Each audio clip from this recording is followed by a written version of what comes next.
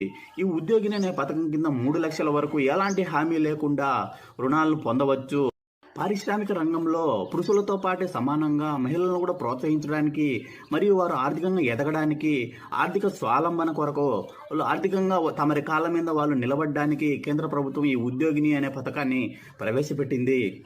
ఈ లోన్ అనేది మహిళ మరియు సబ్సిడీల విషయానికి వస్తే ఇది కేటగిరీల వారీగా సిబిల్ స్కోర్ ఆధారంగా వడ్డీ రేట్లు అనేటివి నిర్ణయిస్తారు.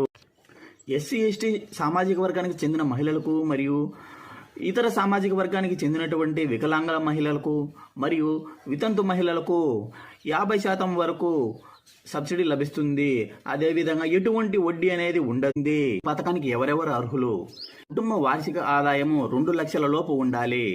ఈ పథకానికి కావాల్సినటువంటి డాక్యుమెంట్లు: ఆధార్ కార్డు, 2 పాస్పోర్ట్ సైజ్ ఫోటోలు, caste certificate, income certificate, nativity certificate and date of birth certificate మరియు బ్యాంకు వారు నిర్దేశించిన ఇతర పత్రాలు అందించవలసి ఉంటుంది. ఈ లోన్లు ఏ బ్యాంకులు ఇస్తాయి, ఎక్కడ అప్లై చేసుకోవాలి అంటే అన్ని వాణిజ్య బ్యాంకులు మరియు కొన్ని రకాలైనటువంటి ఫైనాన్స్ సంస్థలు, ఉదాహరణకు బజాజ్ ఫైనాన్స్, టాటా